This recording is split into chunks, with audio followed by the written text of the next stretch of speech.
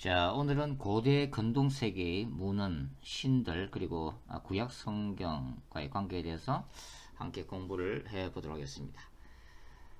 먼저 메소포타미아 지역은 그 메소포타미아 문명이 발생했던 지역이죠.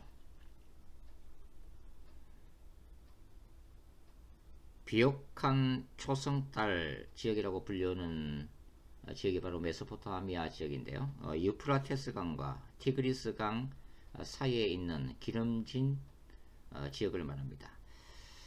자, 이 지역에 대해서 간략하게 간단하게 전체 큰 그림만 한번 살펴보도록 하죠. 바로 이 지역에서 인류 최초의 문명이 발생합니다. 뭐죠? 수메르 문명이죠. 수메르 문명. 이 수메르 문명이 번창해 가다가 사르곤 1세의 아카드 제국에서 정복이 되어지고 바로 그곳에 아카드 문명이 이제 형성되게 됩니다. 그리고 이제 시간이 지나서 그 다음에 우리가 주목할 왕조가 바로 우르 제3왕조죠. 바로 이 지역을 지배했던 그런 왕조입니다. 이 우르 제3왕조는 그 마리라고 하는 곳에서 출토된 토판 문서로 이 우르 제3왕조에 대해서 많은 정보를 우리가 얻을 수가 있죠. 그런 다음에 이 지역에 이제 그 우리가 함무라비 법전으로 알려져 있는 그 함무라비 왕이 통치했던 고대 바벨론이 자리 잡게 됩니다. 그리고 이제 세월이 흘러서 바로 이제 우리 북왕국 이스라엘 멸망시켰던 제국이죠. 바로 아수르 제국이 들어서게 되고 바로 그 지역에 신바벨론 제국이 일어나게 되죠. 바로 느부갓네살 왕입니다. 그래서 남유다를 멸망시키게 되죠. 자, 이러한 제국들과 문명들이 바로 이 지역에서 주로 주도적인 세력으로 일어났다는 것을 우리가 알 수가 있습니다. 자, 이제 논쟁이 되는 것은 이런 그 메소포타미아 지역에서 고고학적인 발굴로 많은 토판 문서들이 이제 쏟아져 나오게 되죠. 이러한 결과로 인해서 이제 이 구약 성경을 둘러싼 뜨거운 논쟁이 이제 벌어지게 됩니다. 1875년 그 대형 박물관에서 이 바벨론 지역으로 한 사람을 파견하게 되는데요. 그 사람 이름이 조지 스미스입니다. 이 조지 스미스는 그곳에서 20개 정도의 토판 문서를 이제 발견하고 해독을 하게 되는데요. 그 안에 있는 내용이 바로 구약 성경 중에서 이 창세기 1장과 2장과 유사하다는 것을 발견을 하게 됩니다. 바로 이 토판 문서에 기록되어 있었던 메소포타미아의 창조신화, 바로 그 에누마 엘리시가 처음으로 유럽에 알려지는 그런 순간이었죠. 이 에누마 엘리시의 내용은 창세기 창조 이야기와 비슷합니다. 한 구절을 제가 한번 읽어보도록 할게요. 티아막과 신들의 보호자인 마루둑이 다가와, 이 마루둑은 이제 이 메소포타미아의 최고 신으로 나중에 등극하게 되고 이 바벨론의 최고 신이었죠. 이 마루둑이 다가와 그들이 전쟁을 하였다. 마루둑은 그의 그물을 펼쳐 그녀를 감쌌다. 그녀의 얼굴에 그는 자기 뒤에 있었던 임훌루 바람을 일으켰다. 티아맛은 입을 열어 그 바람을 삼키려 했다. 그러자 그는 임훌루 바람을 더욱 세게 일으켜 그녀가 입을 다물지 못했다. 강한 바람이 그녀의 배를 당겼다. 자, 이 내용이 뭐냐면 바로 이 마루둑과 바다의 여신인 티아맛과의 전쟁을 묘사하는 이 에누마 엘리시의 창조 신화에 나오는 하나의 이제 구절인 거죠. 이 조지 스미스는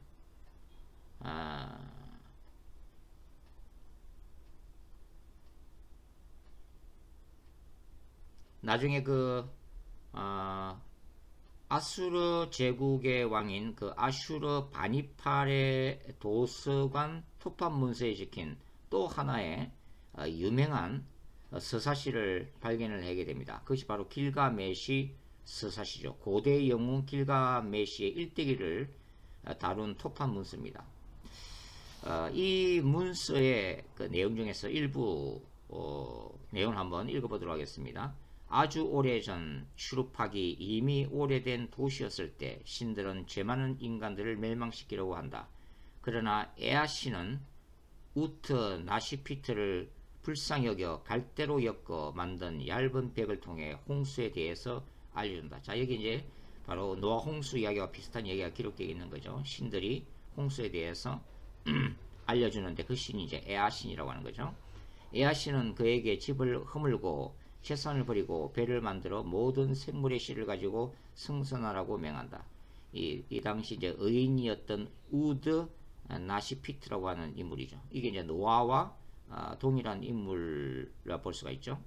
그 다음 날부터 일을 시작하여 우트 나시피트는 커다란 7층의 방주를 만들고, 자, 방주 얘기 나옵니다. 물이 스며들지 못하게 역청을 안팎으로 칠한 후 금은 동물 우트 나시피트의 가족, 친척 그리고 일꾼들과 함께 승선한다.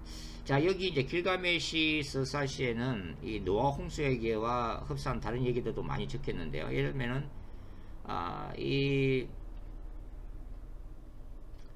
이 신하들이 이 신이 특별히 선택한 인간에게 배를 만들게 해서 홍수를 피하도록 했다는 게 바로 이제 요지죠.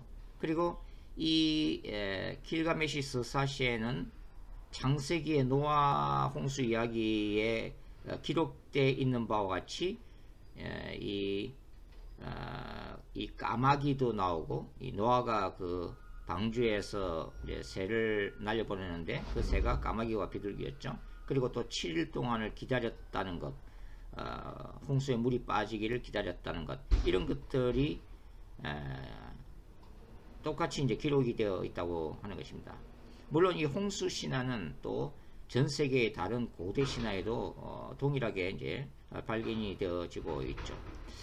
그리고 기원전 1700년경 고대 바벨로니아어로 쓰여져 있는 토파 문서, 이걸 아트라 하시스 신화라고 부르는데요. 여기에도 신이 홍수를 불러내린 이유가 재미있게도 신들이 인간들을 창조했는데 그 인간들이 너무 시끄럽다는 거야. 그래서 너무 잠을 못 자가지고, 신들이 잠을 못 자가지고 인간들을 멸망시키기 위해서 홍수를 일으켰다, 이런 신화도 기록이 됐다고 하는 것입니다. 그러니까 이런 그 메소포타미아의 창조 신화인 에누마 엘리시나 또 길가메시 서사시만 보더라도 창세기에 그 기록되어 있는 기록과 너무나도 유사하기 때문에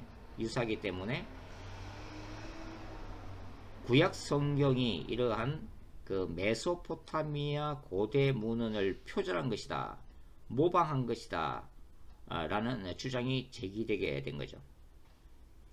대표적인 학자가 이제 독일의 그 구약학자인 프리드리 델리츠입니다. 물론 그 외에도 이제 수많은 자유주의 진영의 학자들이 이제 유사한 주장을 지금까지도 이제 하고 있는 거죠. 프리디 델리체는 결국은 구약의 내용이 어떤 초전적인 계시가 아니다. 이것은 고대 근동 문화의 하나의 만들어진 유산이다라고 이제 주장을 한 것입니다. 그래서 이 구약과 이스라엘 종교의 특징이 되는 제사 제도라든지 제사장 제도, 그 다음에 안식일, 이 모든 기원도 바로 고대 바벨론 종교 시스템에서 찾을 수 있다라고 이제 주장을 한 것이죠. 그리고 이제 이 프리디 델리체는 노아 홍수 이야기가 바로 길가메시 서사시가 바로 그 근원이다, 거기서 출처를 그냥 그대로 옮겨왔다라고 이제 주장을 한 거죠. 그리고 이 구약의 이 창조 기사를 이런 그 고대 바벨론의 창조 신화와 비교하면서 구약의 성경 기자들이 바로 이 마르둑이라고 하는 이 바벨론의 최고 신을 이름만 바꾸어서 야훼로 옮겨 놓은 것에 불과하다고 혹독하게 이제 구약 성경을 비판을 했다고 하는 것입니다. 이 자유주의 신학자들이 바로 이 구약 성경이 고대 근동 문헌의 표절에 불과하다라고 이제 주장하게 된 그 핵심적인 이유가 뭐죠? 바로 이제 구약 성경과 이 고대 근동 문헌과의 유사성에 주목을 했기 때문이다. 너무나도 비슷한 내용이 많다고 하는 거죠. 더군다나 이제 역사적으로도 사실은 이 모세 오경이 기록된 시점에서 볼 때 최소한 400년, 500년 전에 바로 존재했던 것이 바로 이 고대 근동 문헌이기 때문에 결국은 후대에 기록되어 있는 구약 성경이 바로 이제 유대인들이 바벨론 포로 생활 또는 그 이후에 바로 이 고대 근동의 문헌 그리고 고대 바벨론 종교를 뽐따서 모세 오경을 제작했다라고 이제 주장을 한 거죠. 유사성에 이제 주목을 한 겁니다. 주목을 한 거죠. 그러니까 사실은 이 고대 근동 문헌과 이 성경과를 비교하면은 그 외에도 수많은 그 유사한 점들이 굉장히 많이 출토가 됩니다. 예를 들면 뭐 모세율법 같은 경우도 사실은 이제 함무라비 법정과 비슷하죠. 그리고 이 에덴이라고 하는 우리가 에덴 동산의 그 에덴이라고 하는 이러한 단어도 수메르인 에딘에서 이제 파생된 걸로도 이제 알려져 있고, 그 다음에 우리가 구약 성경에서 한 예를 들면 히브리어 그 야다라고 하는 단어가 있잖아요. 이 야다라고 하는 단어는 알다라고 하는 뜻인데, 이 알다, 하나님을 알다,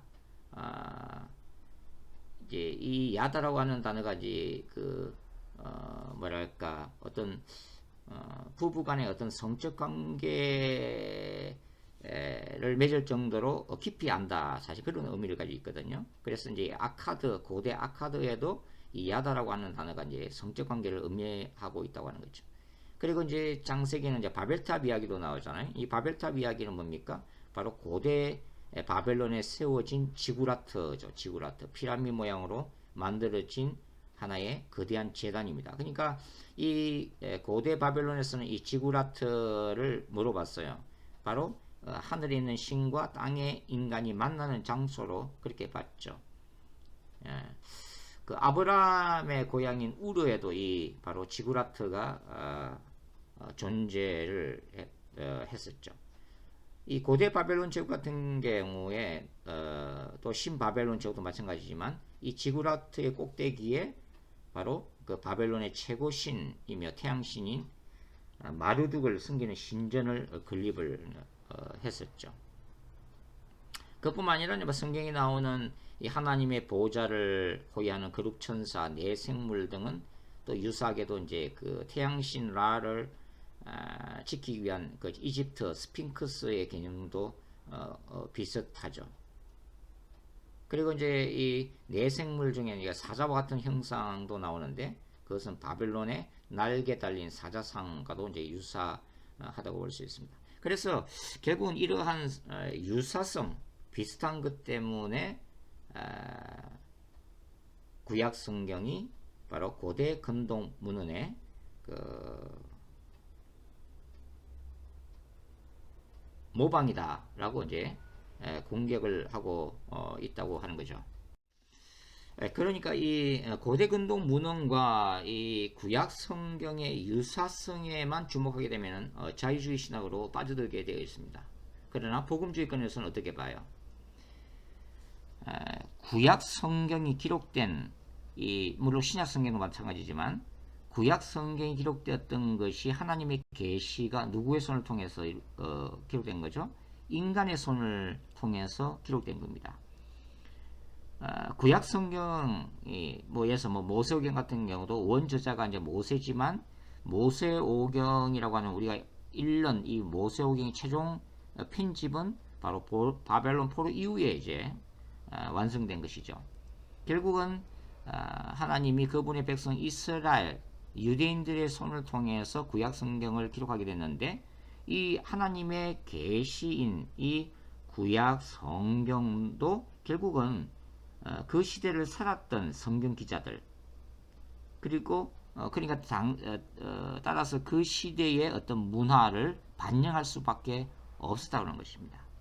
결국은 하나님은 그 성경 제자들의 뭘 사용한다고 그랬어요? 신학이라든지 그 성경 기자들이 살았던 그 컨텍스트, 그 당시의 상황, 문화를 사용하셔서 하나님의 계시를 담아줬다고 하는 거죠. 그러니까 복음주의권에서 보는 것은 뭐냐면 고대 근동 문헌과 구약 성경의 유사성이 분명히 존재한다고 보는 것입니다. 그걸 인정을 하는 거죠. 그렇지만 구약 성경이 단순히 고대 근동 이런 문헌의 표준이나 모방이 아니라 일종의 재해석이라고 보는 것입니다. 즉 구약 성경이 고대 근동 문헌에 기록되어 있는 그것에 대해서 구약 성경의 기록이 진리임을 반증하는 의미에서의 기록이라고 보는 것입니다. 특별히 고대 근동 문헌과 구약 성경의 기록과의 차이점에 주목하고 있는 것이 바로 복음주의권 학자들의 주장인 것이죠. 간단한 예를 들면 이 고대 바벨론의 그 창조신화 에누마 엘리시에서 이 천지가 창조되는 것은 뭐냐면 그 신들의 전쟁의 결과로 되는 거거든요. 그러니까 창조의 신 마르둑과 혼돈의 여신 티아mat과의 전쟁의 결과로 뭐가 생겨요? 하늘과 땅이라고 하는 이 피조 세계가 창조된 것으로 이 고대 근동 신화는 얘기를 하고 있는 것이죠. 그러나 성경 창세기 1장은 뭘 얘기하고 있어요? 다신론이 아니라 오직 유일하신 하나님이 천지를 말씀으로 창조했다고 보는 것입니다.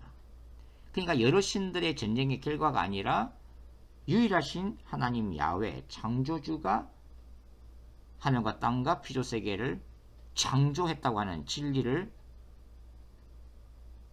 반론을 제시하고 있다고 하는 거죠. 이 고대 창조신화에서 인간이라고 하는 것은 그 신들을 섬기기 위한, 신들이 부리기 위한 하나의 존재로서 창조가 되어집니다. 그러나 창세기는 그런 차원이 아니라 어떤 차원에서 인간을 창조하시죠? 하나님의 형상을 가진 존귀한 존재로 창조되고 있다고 하는 거죠. 이런 것들이 굉장한 차이점을 가져오고 있다고 하는 것입니다. 자, 이 메소포타미아 지역에서 결국은 이 메소포타미아 종교가 이제 세워지는데요. 뭐 수메르부터 바벨론 제국에 이르기까지 그들이 섬겼던 여러 가지 다양한 신들, 태양신이나 달신이나 바람의 신이나 땅의 신이나 뭐 수많은 그 신들이 존재하는데 그 신들의 이름은 조금씩 바뀌어요. 그러나 기본적인 골격은 시스템은 계속해서 그 지역에 계승이 되고 있다는 것을 우리가 이제 알 수가 있습니다. 자, 중요한 것은 뭐냐면 이 고대 바벨론 종교가 여러 가지 우상 숭배와 많은 종교들이 파생하게 된 그 근원이 되고 있다는 것을 우리가 이제 주목을 할 필요가 있다고 하는 거죠. 역사가 헤로도토스나 그 알렉산더 히슬롭의 두 개의 바벨론에도 자세하게 언급이 되어지고 있는 내용인데요. 창세기 10장 9절에 기록되어 있는 그 사냥꾼 니므롯이 바벨탑을 쌓기 시작함으로부터 시작됐던 이 바벨론 종교는 전 세계로 확산이 되어지게 됩니다. 이집트나 팔레스틴 그리고 오늘날의 그 카톨릭에 이르기까지 영향을 미치게 되죠. 이 바벨론 종교는 점성술이나 마술을 포함해서 신령술, 뉴에이지 등 신비주의 사상으로 가득 찬 그런 고대 종교였다고 할 수 있는데요. 대표적인 것이 바로 태양신 숭배 사상이죠. 태양신 숭배 사상. 이 고대 바벨론이 숭배했던 태양신 마르둑은 이집트로 가면은 바로 태양신 라로 이름이 바뀌게 되죠. 라와 호루스로 이름이 바뀌게 됩니다. 그리고 팔레스타인에 가면 어떤 이름을 갖게 되죠? 바로 바알 신으로 이름이 바뀌죠. 그러나 본질은 똑같습니다. 이런 그 고대 바벨론의 태양신 숭배 사상은 동양에서는 바로 불교와 힌두교에 영향을 미치게 되는 거죠. 왜냐하면 태양이라는 게 주기를 가지고 있잖아요. 이 태양이 도는 이 주기를 가지고 있기 때문에 순환론적 세계관을 형성하게 되거든요. 돌고 도는 이 순환론적 세계관을 형성해서 그 결과로 탄생된 불교와 힌두교의 교리가 뭐예요? 바로 윤회 사상이잖아요. 인간이 전생이 있고 또 현생에서 살다가 현세에 살다가 다시 환생하게 된다는 돌고 도는 이 윤회 사상, 바로 태양신 숭배 사상에서 파생된 것이죠. 그리고 이 태양신 숭배 사상에서 점성술이 만들어지는 거고, 점성술을 기초로 바로 동양의 역술, 사주팔자, 역술 사상이 이제 생기게 된 것입니다. 자, 오늘 강의의 핵심이 뭐였죠? 자유주의 신학자들이 주장하는 구약 성경은 고대 근동 문헌의 표절이다, 모방이다라고 하는 그 주장들이 굉장히 논쟁적이라고 제가 말씀을 드렸고요. 메소포타미아 지역이든 이집트 지역이든 또 가나안 땅이든 이곳에 있는 문헌들이나 신화들 속에는 바로 이 구약 성경에 기록되어 있는 내용들과 매우 유사한 내용이 많다 하는 것을 우리가 이제 인정을 해야 한다고 하는 것입니다. 그러나 복음주의 끈에서는 구약 성경의 기록들은 바로 이 고대 근동 문헌이 제시하고 있는 다신론에 반박하기 위해서 유일한 하나님이심을 변증하기 위한 목적으로 만들어졌다라고 하는 거예요. 이러한 변증하는 많은 책들 중에 이제 하나가 바로 존 디 크리드가 지은 고대 근동 신들과의 논쟁이라고 하는 책입니다. 존 디 크리드는 소위 이제 이 책에서 논쟁 신학이라는 개념을 도입을 하고 있는데요. 그것은 구약 성경이 고대 근동 문헌들의 모티브를 차용한 것처럼 보이는 것은 구약 성경이 그것을 명목적으로 뺏긴 것이 아니라 실은 고대 근동 지역에 널리 퍼져 있는 종교 및 신화들과의 논쟁을 위해서 고도의 기술적인 방식을 사용한 것이다 라고 이제 저자가 주장을 하고 있습니다. 즉 성경의 저자들은 이 하나님과 그를 믿는 이 야훼 신앙만이 진리라는 것을 입증하기 위해서 일부러 고대 근동 신앙 및 신화들을 취하여 논쟁을 벌림으로써 그것의 흑우성을 드러내는 방식으로 자신들의 신앙을 변증한다고 하는 거죠. 근데 그런 더 구체적인 내용들이 바로 이 존 디 크리드의 책에 기록이 되어 있습니다.